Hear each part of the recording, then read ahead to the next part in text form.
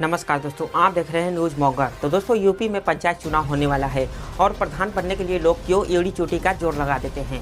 तो उत्तर प्रदेश में पंचायत चुनाव के लिए आरक्षण की लिस्ट जिला स्तर पर जारी की जा रही है। हालांकि फाइनल लिस्ट 15 मार्च को जारी होगी। इसके बाद ही चुनाव की अधिसूचना जारी की जाएगी। तो अप्रैल तक गाँव का प्रधान चुन लिए जाने की संभावना है।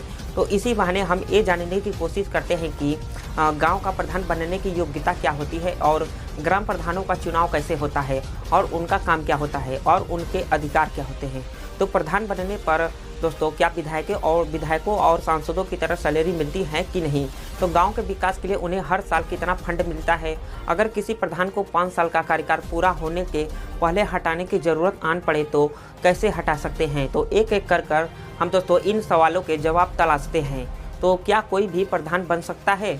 तो गांव का प्रधान बनने के लिए चुनाव लड़ना पड़ता है और चुनाव लड़ने के लिए ज़रूरत है कि कैंडिडेट की उम्र कम से कम 21 साल हो, वही उसी गांव का दोस्तों वह रहने वाला हो, वोटर लिस्ट में उसका नाम हो, वह सरकारी नौकरी न कर रहा हो। अगर वह आरक्षित सीट से अपनी दावेदारी पेश कर रहा है तो उसका सर्टिफिकेट भी उसके पास हो। तो कई राज्यों ने अपने यहाँ दोस्तों प्रधानी के चुनाव में शैक्षिक योग्यता जैसे 8वीं या हाई स्कूल पास या बच्चों को लेकर कुछ सीमाएं तय की हैं। जैसे कि ग्राम प्रधान का चुनाव वही लड़ सकता है जिसके 2 ही बच्चे हैं। तो दोस्तों कुछ सीटें होती हैं आरक्षित। तो पंचायत चुनाव जो है दोस्तों, पंचायत चुनाव से पहले राज्य निर्वाचन आयोग की जनसंख्या के अनुपात और दोस्तों रोस्टर व्यवस्था के आधार पर SC ST OBC के लिए सीट निर्धारित करता है। तो वर्तमान में कई राज्यों में महिलाओं के लिए पंचायती राज अधिनियम में दोस्तों 50% सीटें आरक्षित है। तो गांव में उसी वर्ग का सरपंच बनता है जिस वर्ग के लिए पंचायत में सीट आरक्षित की गई है। तो महिला सीट निर्धारित है तो वहाँ सिर्फ महिला ही सरपंच बन सकती है। इसी प्रकार SC ST OBC के लिए निर्धारित सीट पर उसी वर्ग की महिला या दोस्तों पुरुष उम्मीदवार हो सकते हैं। तो उत्तर प्रदेश राज्य निर्वाचन आयोग के मुताबिक इस बार जो है ग्राम प्रधान पद के प्रत्याशी को नामांकन जो है पत्र के लिए 300 रुपये और 2000 रुपये जमानत राशि देनी होगी। तो चुनाव प्रचार पर उम्मीदवार कितना खर्च कर सकते हैं ये भी राज्य निर्वाचन आयोग तय करता है। तो दोस्तों वर्ष 2011 की जनसंख्या के मुताबिक 16 करोड़ की ग्रामीण आबादी वाले उत्तर प्रदेश में 59,163 ग्राम पंचायतें हैं और औसतन एक ग्राम पंचायत में 2700 लोग रहते हैं। तो ग्राम प्रधान का काम क्या होता है। तो एक लाइन में कहे तो हम गांव का विकास करना और गांव की सड़कों का निर्माण कराना, पानी की निकासी की व्यवस्था करना, गांव जो है दोस्तों गांव वालों के पशुओं के पीने के पानी की व्यवस्था करना, किसानों की फसल के सिंचाई के लिए सरकारी ट्यूबवेल की व्यवस्था करना और नालियों की साफ सफाई का काम ग्राम पंचायत के सार्वजनिक स्थान जैसे मंदिर मस्जिद आदि स्थानों पर लाइट की व्यवस्था करना, पंचायत में अलग अलग धर्म व समुदाय के लोगों के लिए दाह संस्कार स्थल और कब्रिस्तान की देखरेख का काम और दोस्तों कब्रिस्तान की चारदीवारी का निर्माण भी ग्राम प्रधान को ही काम कराना पड़ता है। तो दोस्तों इसके अलावा बच्चों के लिए खेल के मैदान का इंतजाम करना, ग्राम पंचायत में जन्म मृत्यु विवाह आदि का रिकॉर्ड रखना जिससे जनगणना जैसे कामों में आसानी हो। शिक्षा के अधिकार के तहत ये दोस्तों 1 से लेकर 8वीं तक बच्चों की शिक्षा की मुफ्त व्यवस्था करना, ग्राम पंचायत स्तर पर बच्चों किशोरियों और गर्भवती महिलाओं के स्वास्थ्य की जो है तो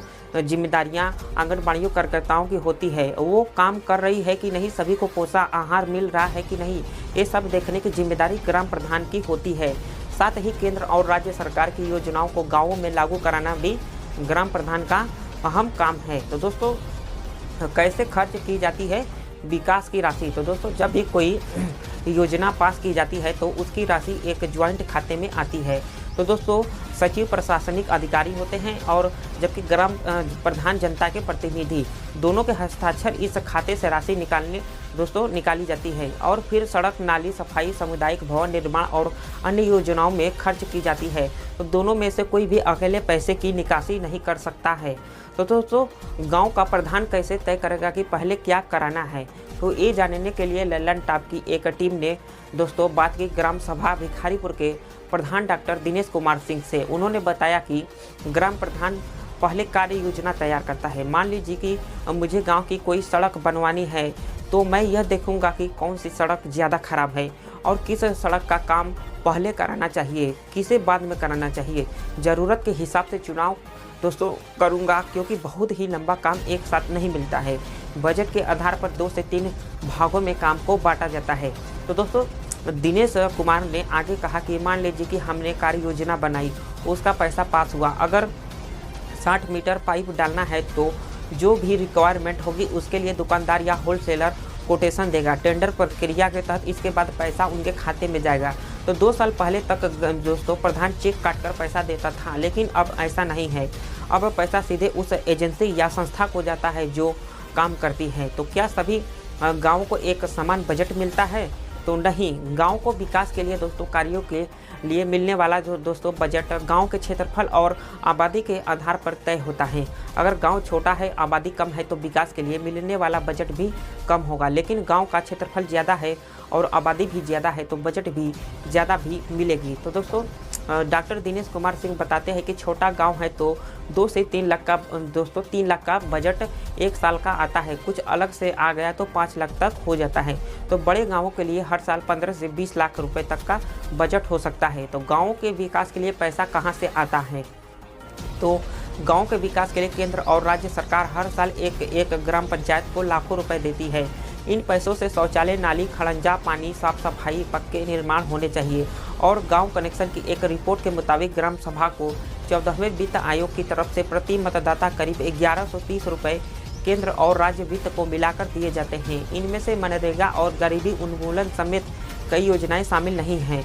यानी औसतन हर पंचायत को 7 से 10 लाख रुपए मिलते हैं। तो ग्राम प्रधान को दोस्तों काम कराने में किस तरह की दिक्कत या परेशानियां आती है? तो एक गांव में कई विचारधारा के लोग रहते हैं। इनमें से कई पार्टियों के समर्थक भी होते हैं। जैसे कि दोस्तों दिनेश कुमार का कहना है कि वैसे तो छोटी मोटी दिक्कतें आती रहती है, लेकिन उनका समाधान हो जाता है, तो किसी तरह की अड़चन नहीं आती है। अगर आप व्यवहार कुशल है तो मान लीजिए कि आपका कोई दोस्तों सड़क बनवा रहे हैं और 8 फीट का रास्ता है, तो पता चला कि जिसके दरवाजे के सामने से जा रहा है वह कह दे कि हमारे सामने से नहीं जाएगा। तो वैसे ही सड़क दोस्तों बनानी है तो मिट्टी का पैसा मिलता नहीं है। ऐसे में लोग दूसरे के खेत में से मिट्टी लेते हैं, लेकिन अगर कोई देने से मना कर दे तब इस तरह की बातों में गांव के लोगों के सहयोग की ज़रूरत होती है। एक और प्रधान ने नाम न उजागर की शर्त पर बताया कि लोग प्रधानों की शिकायत करते रहते हैं, लेकिन अब वो कई मामलों में उनका सीधा रोल नहीं रहा है। किसी को घर दिलाना हो, शौचालय दिलाना हो, राशन कार्ड बनवाना हो, इस तरह के कामों में अब प्रधान की पहले जैसी दोस्तों भूमिका नहीं रही। तो इन प्रधानों ने बताया कि आवास किसको मिलेगा इसका एक क्राइटेरिया है। 2 से 3 बार जांच होती है। आवास के लिए आयोजन जो है दोस्तों आवेदन करने के बाद जिले या ब्लॉक से इंक्वायरी आएगी। जिन लोगों का नाम दिया गया है उनका ब्यौरा मांगा जाता है। नाम जाने के बाद एक और टीम आती है, निरीक्षण करती है। प्रधान का काम है कि आवेदन करवा देना, और प्रधान ना मीटिंग में रहते हैं ना सिफारिश करते हैं। और दोस्तों प्रधानों की सैलरी कितनी होती है? तो उत्तर प्रदेश में वर्तमान में प्रधानों का मानदेय 3500 रुपये है। पहले 1000 था, फिर 2500 हुआ, अब 3500 है। तो कई ग्राम प्रधान शिकायत करते हैं कि ये बहुत कम है, उनका मानदेय कम से कम 10,000 होना चाहिए। तो सूत्रों के हवाले से पता चला है कि ग्राम प्रधानों की इतनी कम सैलरी होते हुए भी वे किस प्रकार अपनी कमाई करते हैं। जैसे कि लोगों को आवास के नाम पर पैसे लेना, राशन कार्ड बनवाने के नाम पर पैसे लेना और ज़मीन के आवंटन के नाम पर भी पैसे कमाने का इनका अवैध तरीका है। इसलिए जब भी चुनाव होता है तो यह लोग 15 से 20 लाख रुपए आसानी से खर्च कर देते हैं। और ज़्यादातर ग्राम प्रधानों का एक सर्वे किया गया और उनसे पूछा गया कि क्या उनका मानदेय और बढ़ना चाहिए, तो इस पर उन्होंने दोस्तों क्या बताया देखिए। तो दोस्तों एक ग्राम प्रधान का सिर्फ दोस्तों गांव तक ही सीमित नहीं है, उसे ब्लॉक पर जाना पड़ता है, मीटिंग में भाग लेना होता है और योजनाओं को समझना हो तो उसे ब्लॉक पर ही जाना पड़ेगा। तो ग्राम सेवक का काम 24 घंटे का होता है।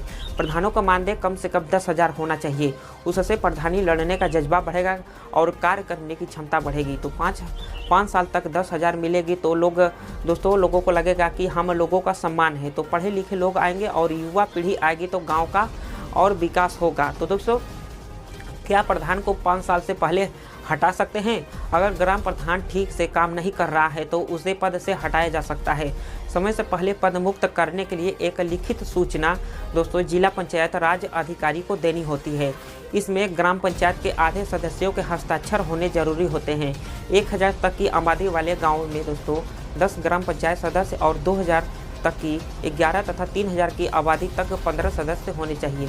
तो सूचना में पदमुक्त करने के सभी कारणों का उल्लेख होना चाहिए और हस्ताक्षर करने वाले ग्राम पंचायत सदस्यों में से 3 सदस्यों का जिला पंचायती राज अधिकारी के सामने उपस्थित होना अनिवार्य है। तो सूचना प्राप्त होने के 30 दिन के अंदर जिला पंचायत राज अधिकारी गांव में एक बैठक बुलाएगा, जिसकी सूचना कम से कम 15 दिन पहले दी जाएगी और बैठक में उपस्थित और वोट देने वाले सदस्यों के 2/3 बहुमत से प्रधानों को पद मुक्त किया जा सकता है। तो चलते चलते ये भी जान लीजिए कि पूरे देश में 2,39,000 ग्राम पंचायतें हैं और पंचायती राज अधिनियम 1992 के बाद प्रधान या मुखिया पद का महत्व और भी बढ़ गया है। तो संविधान के अनुच्छेद 243 के तहत पंचायती राज व्यवस्था में ग्राम सभा और ग्राम पंचायत के गठन का प्रावधान किया गया है। इसके लिए 73वां संविधान संशोधन अधिनियम 1992 तत्कालीन प्रधानमंत्री PV नरसिंह राव के कार्यकाल में प्रभावी हुआ। तो विधेयक के संसद द्वारा पारित होने के बाद 24 अप्रैल 1993 से जो है दोस्तों 73वां संविधान संशोधन अधिनियम लागू हुआ और 24 अप्रैल को राष्ट्रीय पंचायत दिवस के रूप में मनाया जाता है। तो दोस्तों आज के लिए बस इतना ही, मिलते हैं नेक्स्ट वीडियो में। अगर आप हमारे चैनल पर नए हैं तो चैनल को सब्सक्राइब कर बेल आइकन को प्रेस कर दीजिए।